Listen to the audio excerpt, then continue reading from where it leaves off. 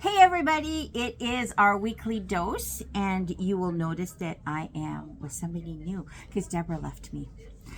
She didn't leave you. She had a really important thing to do. That's what she kept saying, but she left me. Well, and she told me I just had to sit here the whole entire time, so I'll just look at you. Yeah, she lied.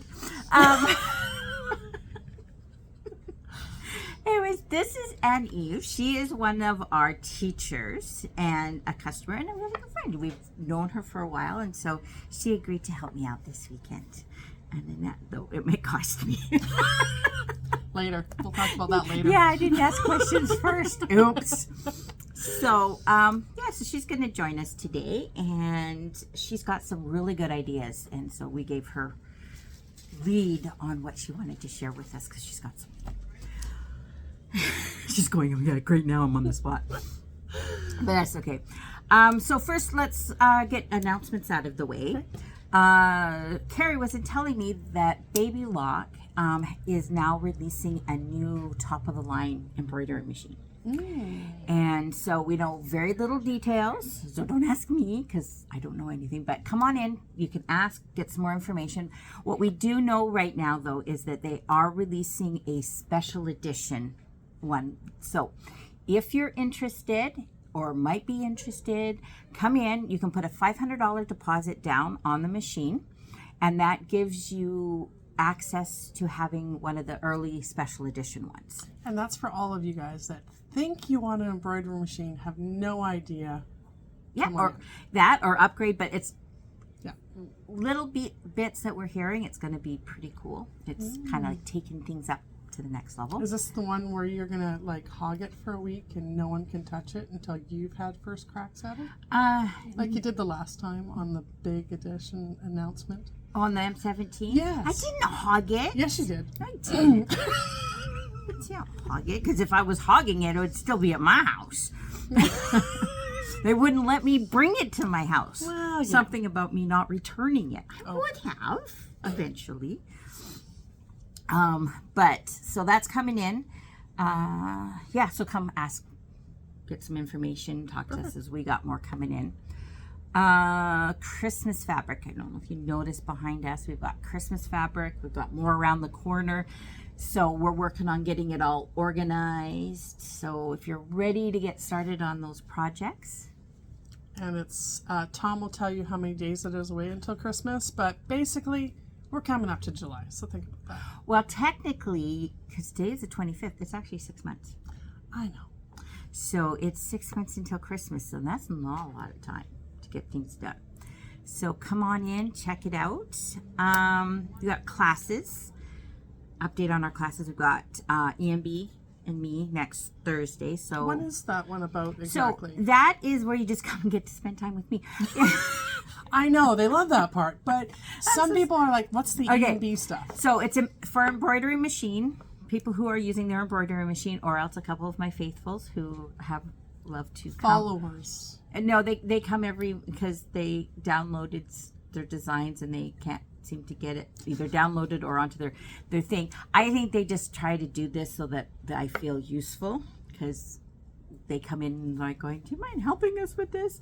So it's more or less along the lines of them just making me feel useful. Would it be good for a new person? Yes. So if you're new to embroidery, or you've got some projects, so this isn't one where we're teaching a class where you're like coming in with specific things and we're teaching. I'm there, you're bringing in a project to work on, and I'm there to help you kind of work through it. If you have any questions or you're having problems figuring out the pattern, I'm there to help. So everyone's working on, it's a social, so it's kind of like a sewing group, but it's for embroidery instead.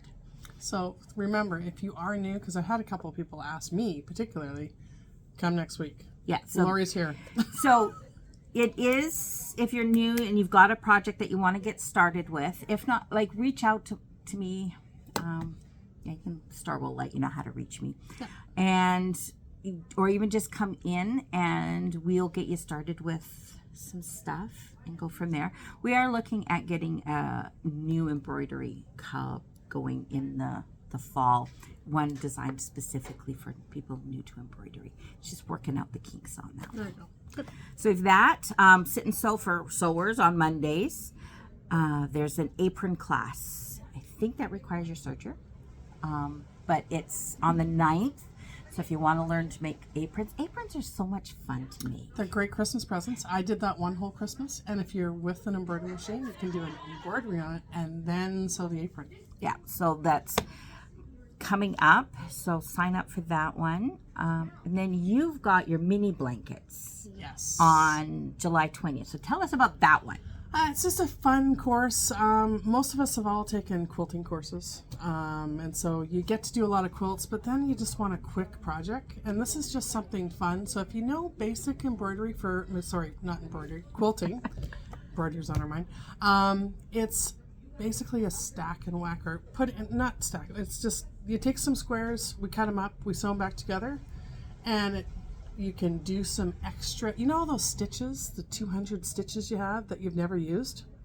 Well, we get you out of using the one stitch, and we do the loopy stitch, and we can add those stitches to it.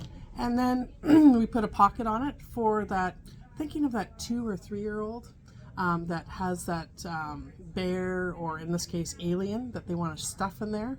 So it's like a little grab blanket so that they can just run around with type thing. It's a quick little gift, one day. You'll be done. Now, what if you don't want to do the bear, or you don't want to do a baby blanket? So I've had a couple people say, so can I adopt it? Absolutely. Come and learn the blocks. You can work on blocks throughout the whole entire time. I'll be here for the whole day. And you can make yourself a larger blanket or just a smaller blanket, whatever you wish.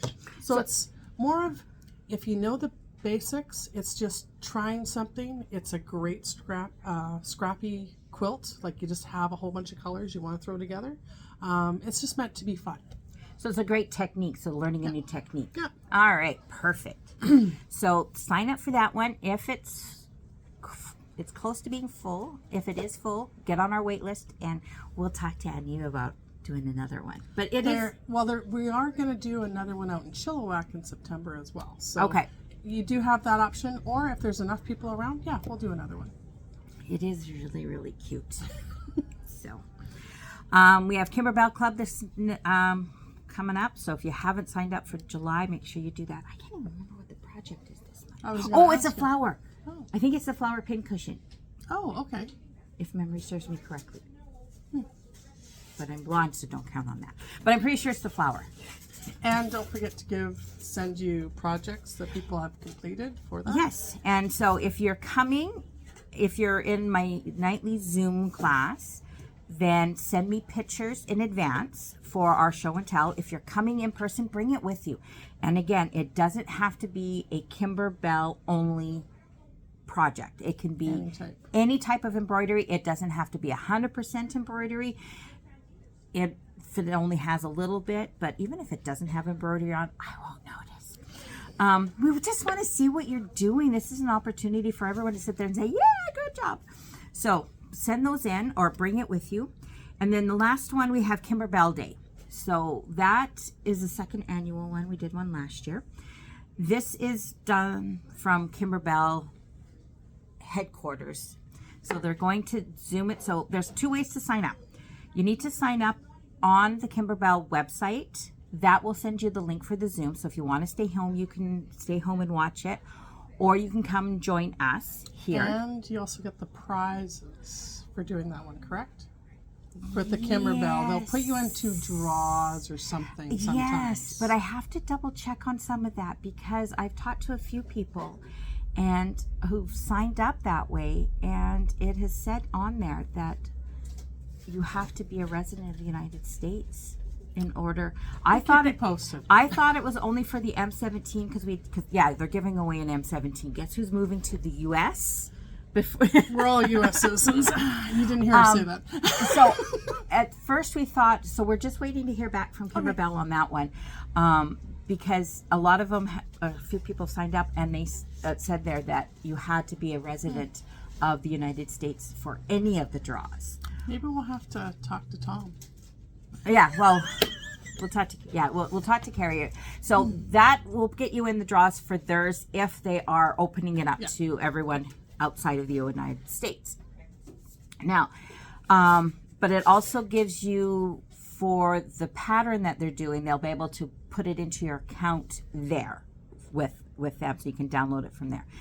You also need to sign up with us if you're coming for in-person. So we know that you're here or coming, because I'm not showing up at 8 o'clock in the morning if no one's going to be here. Not on a Saturday. And sometimes there's food, so keep that There in mind. will be food. Carrie's going to do a little bit of bacon. I'm going to do a little bit of bacon. We have some people who said they're coming. They're going to be, so there'll be lots of food. So we'll watch it here. We'll have lots of fun, and somebody will make some coffee too, because 8 o'clock you'll need coffee, right? There'll be coffee. So it'll be lots of fun, and we're still putting together all what's happening on in the store. That's still a month away. Give us a chance. But it's going to be lots of fun. Ask anyone who attended last year. It was a lot of fun. There was actually a lot of good learning stuff they talked about, and then you got to see some of the tools that they give you a different perspective on. So something to, if you're really new to any type of embroidery, it's also good to... Yeah, so come join us. We have lots of fun. We're slightly crazy too. I wouldn't quite use the word slightly. I'm being nice today. There's delusions, like it's like not slightly. All right, so now we're going to ask you what you brought. She's got lots of little thingies here. Well, it goes along sort of with coming up with the scrappy quilt idea, but what I wanted to chat about, because every once in a while everyone goes, so what's your corner of the world look like? Well, I don't know about everyone, but we all have a box full of scraps. Or 3 or 12. Wow, okay, I'm not going to your place. So they're color coordinated. there you go. You have some organization. It's all good. So most of us have a box of this. With the embroidery machine, I do embroidery, so I use them for all those little projects. You just need a corner, great. But then you start looking at it and it starts getting big, and it's like, what am I going to do with this? So at Christmas time, I actually got frustrated because one started to becoming 2. So I don't like where this box is. Guess what I'm doing on the weekend, because it's a long weekend coming up. I actually went out and bought bins, and I labeled them. As you can see, this is 3.5 by 3.5. Got different kinds of bins, labeled them, as well as long ones, so for strips. And as I was working on projects, you end up having the extras. So I just started putting them in bins, and then after a while, I would take them out and organize them into something. Sometimes if they're nice little squares, great, I can just use those. But sometimes you have scraps. And at Christmas time, like I said, I took the scraps and just randomly started sewing them together because I didn't want a project where I actually had to follow instructions. Instructions are overrated. I give them, but it doesn't mean I need to follow them. So I actually made squares. So these are all individual squares, and then I sewed them together. So I put 4 together this way, and then I color coded the next group in the black and white. So these are all Christmas fabrics, which we happen to have. But that way, when I felt good about getting rid of my scraps, like I actually have no Christmas fabric scraps because I've used them all up. One thing I'd recommend, I have a rule. I can put something together scrap-wise once, but once I cut it off of here, I am not putting it back into the scrap bin. Yeah. Because I've done my thing and I need to move on. Because sometimes the fabrics really, like I like these color fabrics, but I need to get rid of them. Like you just have enough of these colors and just need to move on to something new so then I can buy more fabric. Exactly. You have to have a reason for buying more fabric. Because the new stuff is coming out and is pretty. Yeah.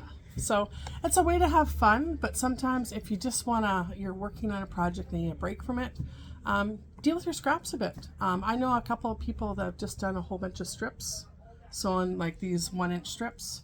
They'll sew them side by side and they'll just do a simple flip and stitch. So you take one and then sew the next one on it and flip and keep on doing that.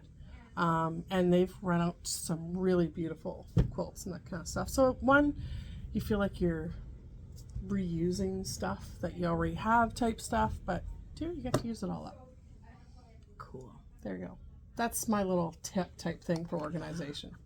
Scraps, you can get very bogged down by Oh, those yeah. scraps because it's just The bins. The How bins. many you say? How many honestly do you think you have? Okay, well, I have ones for different colors. That was my original organization was there. The problem is that you actually have to stop and take time to put them. So as I'm stitching and cutting or whatever, I sewed these. I had that class where we did those fabric baskets a little while. Yeah. So I had a couple of the. So I've thrown it, and then I'll organize it later. I've got probably about 4 of those filled. Plus a few other things that are filled and some that haven't even made it into the bin. And so, yeah, there's just a ton of scraps and wildness going on. Oh, there is. And I'm like, and then so what ends up happening because it's not organized and then I'm going to do a new project. And so you need that little piece. And so then you're cutting it off of your big and so creating more scraps because you can't find the ones. So this is some ideas. So maybe this weekend I'll organize my scraps. And just a hint about this is what I usually do is when I'm like wanting to take the break, I'll just grab these and then going, so what colors do I like? Oh, I like the greens. Oh, there's some yellows here. Like there's greens and yellows. And oh, skip the purples right now. I'm not in that mood. So you can actually design one just by having these all cut up in squares. And sometimes I will admit, she's laughing at me because it says 3 by, and then I have a 3.5 and I have a strip in there. But I do know all these grouped together, I could put these with other colors and play together. So for the most part, it's organized. One other little hint, because we do Kimberbell, is sometimes you have fabric that just needs to stay together. I do have a Kimberbell only box. So one, I use that for embroidery, but if I want to put a quilt together, I just go to that box and I know the fabrics usually go together really quickly. There you go. There you go. All right. Great ideas. And so what we'll take and do is anyone else has some ideas on how they store their scraps. That would be great. Also in the comments on either Facebook or YouTube, post pictures of scrap blankets that your quilts that you guys have done. I'd love to see some of them because I think we get overwhelmed sometimes with doing those kind of things, but they're so super simple. And sometimes it's just a nice break from following instructions. Yeah, it's like you hand sewing. It's me for following instructions. Yeah, I don't follow instructions either, which gets me into trouble because I've done some stuff like, especially like with Kimberbell, for the longest time they did things a certain way, you know, and I just know I've taught it, so I know it. Well, then they'll throw just a little gimp in there, and so I'm not following this. I was like, So then, and then you sew the pocket together, so it's not a pocket any longer. You've never done that, no.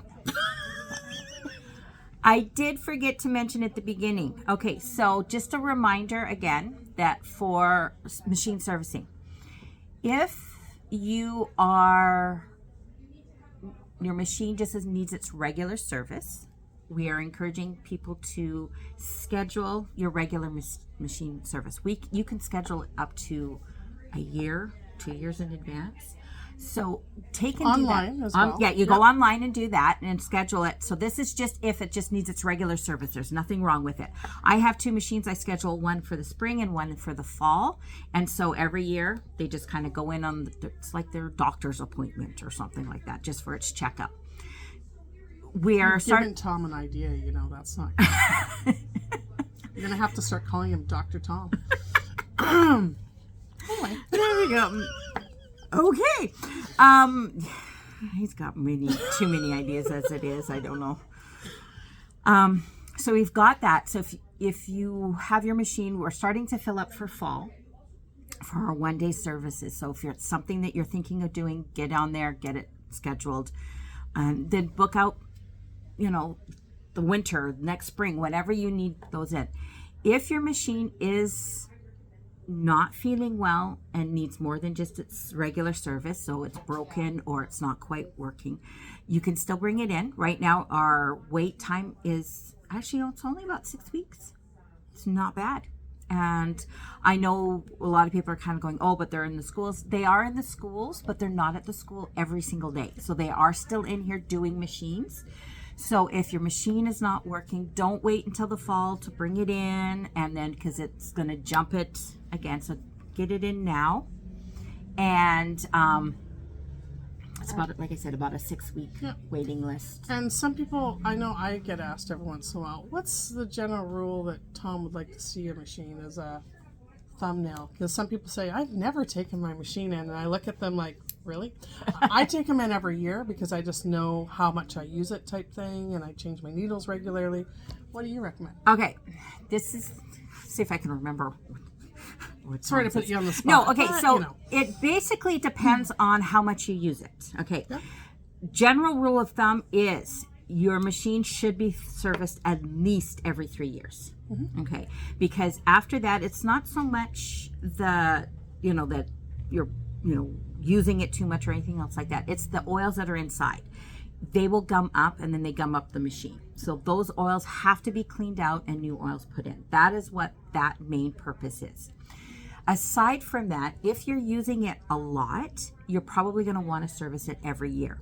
If it's something that you pull out every couple of months, use it here, your hemming pants, you're not using it too much, you could probably get away with more like every 2 years. Yeah. Possibly 3.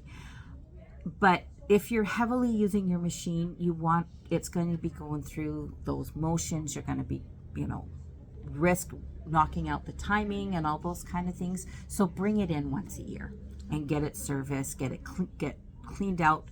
You'd be amazed of what lint and stuff that you get from your fabrics that get up into those machines or into those parts. And that's what causes the problem, is it gets up and it gets into the oils, and then it starts getting into the gears and all that kind of stuff. And I found with the embroidery machine, I definitely have to do it every year for the amount of projects. And one thing to think about is what types of projects. Remember when we did the scenery, where that was 3 hours per square?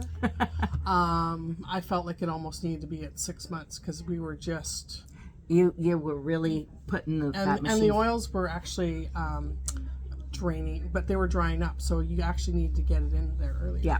And the other type of thing is depends on the fabric that you're using. If you're using a lot of fleece and those kind of things that has a lot of fuzz that comes off of it, it's getting down there. One rag quilt last year, I had to take it in after that. Yeah.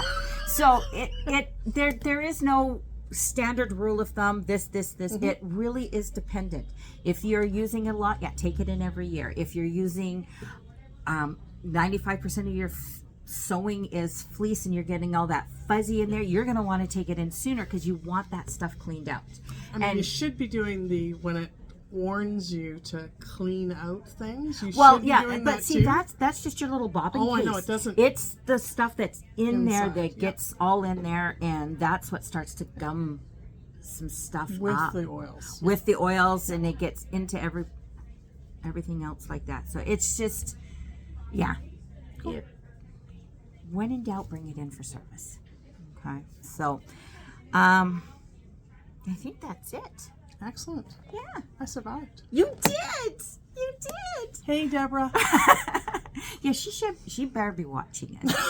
And then that's over there, and though she might not. She might be melted at this point. Yeah, if you're watching, we'll get back to you later. Here. Oh, there we go. Here, we're sending you some cool air. Excellent. Well, it's been a pleasure. It was so much fun. We might have, I'd say we get you in more often, but then Deborah will leave me more often just so that she didn't. We can't have her do that. No, we can't have her do that. All right, guys. Have fun. Enjoy the sun. Nice long weather. Yeah, and your long weekend. And the long weekend. For those that don't know, next Monday's a long weekend. Yes, it is Canada Day. Woohoo. And yeah, have fun. See you next week. Bye.